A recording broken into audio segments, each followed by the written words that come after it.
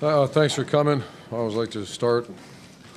I always tell our players not to not appreciate things and like victory meal and those type of things. And I always tell them not to not appreciate that stadium and our fans. So once again, incredible turnout, incredible noise when we needed it. So I'd like to thank Buckeye Nation. Then also I realized I just heard some stats at the second half where they only had the ball 7 minutes or something like that. Correct. And our offensive line really, because that was a heck of a team. I knew going into it there was going to be a physical team. Their defensive line is outstanding, and one of the leading rushing teams in rushing defenses.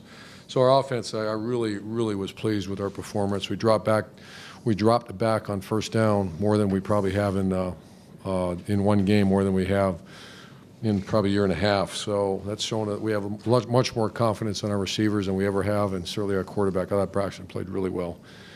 Defensively, very disappointed in the first half. Very, very disappointed. I felt like we were getting pushed around.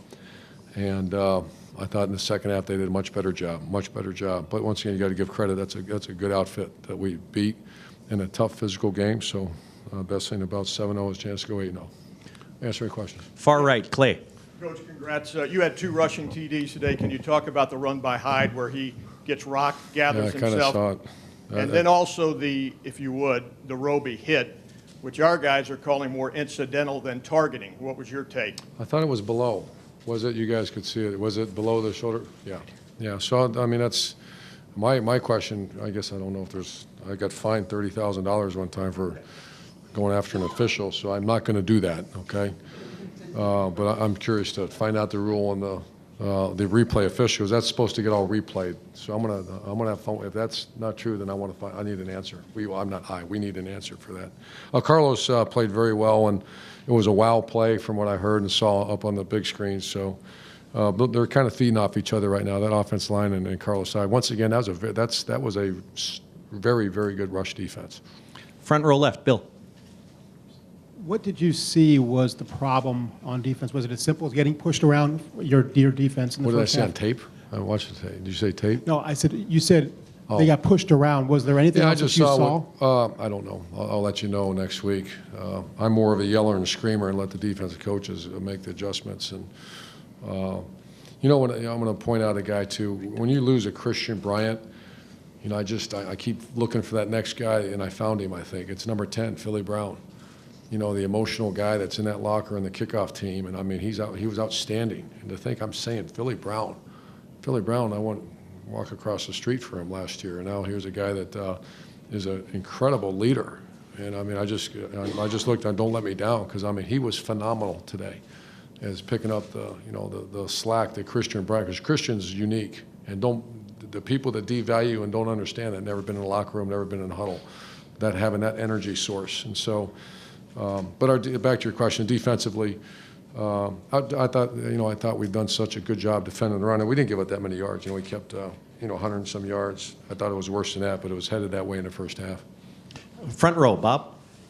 Braxton was talking about feeling healthy and running, and you could tell. And I think he was tighter with the ball too. And Carlos, obviously, is running really hard and doing it. Is that the kind of complementary play that you need in your offense? I mean, it looks like if you're going to get where you want to go, the offense is going to have to impress everybody with that kind of play. Yeah, and I think you throw in the fact that once again I think we had more 2nd and 2, 2nd and 1, 2nd and 3s than we've had all year, and that's because we're dropping back on first down and kept throwing us hitches and curls and flat routes, and that's what that's what I want. That's what I'm used to when we were really good. So.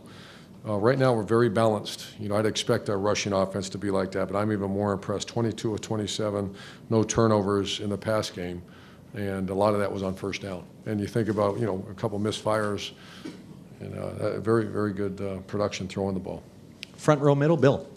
Urban, the big play they hit, were you how distressed were you that the pursuit couldn't get to the big guy there? I'm very concerned. I mean, these 40 times when we're recruiting, I'm going to find out who's giving us these 40 times. No, I didn't really see the play. I was working on offense, and I looked up, and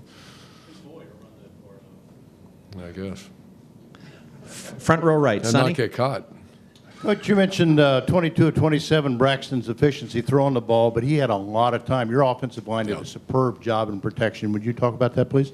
Yeah, we called all 5 of the guys up. I think Taylor Decker's coming of age. You know, I think I feel good about him. I feel good about the line, and you know, that's where winning football, certainly offensive football, starts. And they're my favorite players on the team. You know, those 5 guys. That's where you start.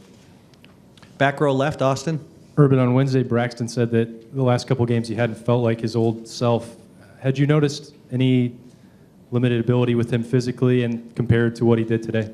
I just noticed practice. He's looked really good this past week. You know, we were a +1 week, so we went pretty hard Monday, Tuesday, Wednesday, and I can always tell he's feeling good when he's running and carrying out fakes and those type of things. And he's becoming a much better practice player, and obviously that correlates to production. So I can see it. He looks better. He looks like he feels great. Back row right, Tim. Yeah, Urban, 2 things. Number one, I think this is now your 3rd win streak of 20 games or more, which is fairly unique as a coach. What does that mean to you at all? Does it mean anything at all? And what do you think is sort of behind it? No, someday I imagine when I'm an old guy sitting somewhere, someone will say this. That's kind of cool, but right now, no. It's just it means I've had be blessed to have a bunch of very good players and a bunch of great coaches. So I didn't even know that. It's interesting. And the other thing, not deciding to go for it on that 4th and long play near the end of the first half and That's stuff. tough. What was the thinking there? Well, you know, we're into the breeze a little bit. That's would have been a 48-yard field goal or something like that. It would have been a long field goal into the breeze. And I started thinking about punting it, and then I just think he was throwing the ball good. Our receivers were catching the ball good, so I decided to take a chance there. And you look at the time left in the half, and I thought we could stop them, which we did. So that's why we did it. Far left, Doug. Urban, you had talked about having Dontre Wilson be more than just a novelty. He was out there a little more, you know, we didn't have a game-breaking play or anything, but just when you have guys like that in the game, does it help open anything else up? Does it help Certainly does. Jordan Hall and that kind of stuff? Yeah, well, certainly number 1 does, because when he goes in, the tendency, you know, that's what we do in the bye week too, is you do that tendency statistical analysis, and it was very heavy that he's involved. And a lot of them were read plays where he could have thrown it to Dontre or handing the ball off. So we're going to get him more and more active, because he's working hard after the way we coach. You know, that he knows that he's not going to play much unless he learns to be a full-time player. 2 more questions. Far right, Jared. General question. We're getting to that point of the year where teams start to fall away. Teams deal with losses, teams deal with injuries and all that stuff. How much do you preach to your players appreciating the accomplishment of just a basic win because it gets you one step closer to where you want to go? How much do you emphasize that to them, considering what all goes on? I try to stay away from that. I want our focus to be on, one step closer to where we want to go. Where we want to go is to beat Penn State next week, and so our focus on that. And I wish I had had our guys living on a desert island with us, because I don't want to hear anything else about other than let's go get ready to go win number 8. And that's twice now we came back from being behind, after all season. So, something I want to make sure there's no noise in the system, because for some reason we're not starting as fast as we used to. And so I'm going to address that real hard tomorrow, and then on Monday or Tuesday in practice, because we have to go, because someday it's not going to turn out that way. So I want to focus on what's important. Last question, Todd. Urban, you leave here feeling what? I mean, you express sorry? some. You leave here this game feeling what? You express some Great. concern about the defense. Oh yeah. No. I leave here. I'll do that tomorrow. No, I'm going to go. I've learned a lesson in my life. I'm going to enjoy this win. I feel outstanding.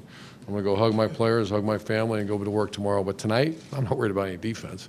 I'm going to enjoy this win. All right? Thanks. See you.